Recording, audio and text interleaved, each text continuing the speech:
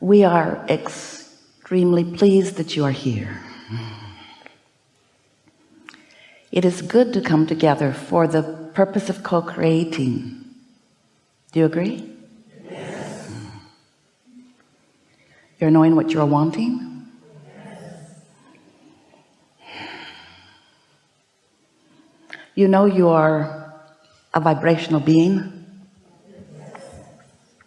Almost entirely that. Oh, there's the flesh, blood, and bony part of you, this leading edge part of you, but you are consciousness, and you are energy, and you are vibration, and you offer your vibration through your thought, through your words too, but through your thought. Sometimes you can say words that don't match the vibration of your being, but you can't think thoughts that don't match. Your thoughts match, your words sometimes don't. So when you are the creator, since you are the creator of your own reality, that means you are emitting a vibration, and the law of attraction is responding to it always perfectly. So what comes back to you always matches what you're putting out. And if you're like most people, you have quite a mixed bag that you're putting out, because mostly you are offering your vibration in response to what you're observing, and there's a lot of variety that you're observing, and you feel different ways about much of it. And so you're offering a vibration about things you want, and you're offering a vibration about things you don't want. And when you shout yes, you are attracting what you're shouting yes to, and when you shout no, you are attracting what you're shouting no to, because the law of attraction doesn't distinguish the difference in the word yes and no. It only distinguishes attention to it. So it turns out there's no such thing as no. There's just yes to wanted and yes to unwanted.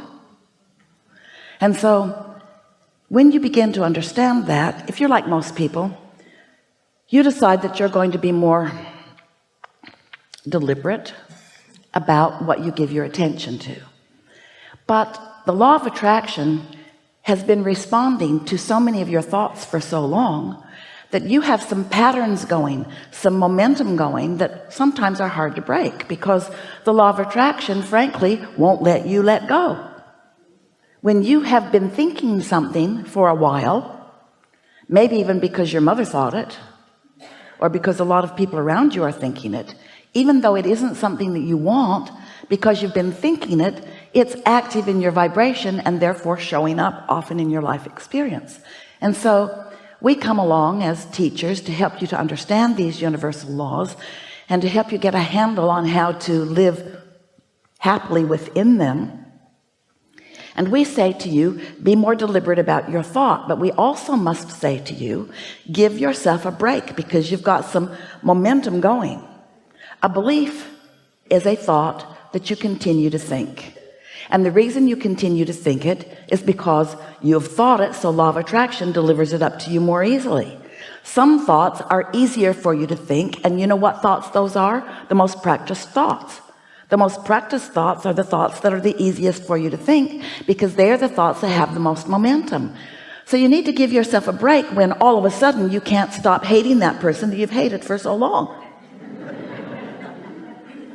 And the reason that that hate, that meanness within you feels so bad, maybe familiar but still bad, when you feel it, is because the larger part of you never thinks that way about others. And when you do, you cause a separation between you and you. So what we mean by that is you are more than this physical body. In fact, more of you is source energy than is this physical body. And that non-physical part of you, sometimes you call that your soul, we like to call it your inner being. That non-physical part of you, who existed before you did in this body, still exists in non-physical, still is consciousness, still is aware of you, still is focusing, and still is non-physical. So that non-physical part of you is thinking about the things that you're thinking about, but not necessarily in the same way that you're thinking about them. When you see something as a problem, your inner being sees it as an asking for a solution. When you see something as having gone wrong, your inner being knows that you're collecting data and that you're launching rockets of desire that are defining your preferences. So your inner being never pushes against anything, and your inner being never feels what you would call hate or fear.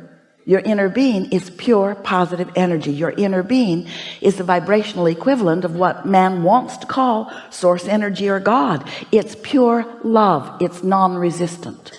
And that's who you are. That's who you are. But when you're here in this physical body and you see things that you think are wrong, and you feel that anger rising up within you, that's because you've defined it as wrong and you're pushing against it, while the larger part of you isn't defining it as wrong. Your inner being is acknowledging its existence, but not pushing against it. Not to get too deep into stuff too soon today here, but that's really what compassion is. Source can look at things that upset you and not be upset. And that's what makes Source so powerful and so helpful, because Source stays connected to all of that well-being, so that when you are in trouble, Source doesn't see your trouble, Source sees your solution.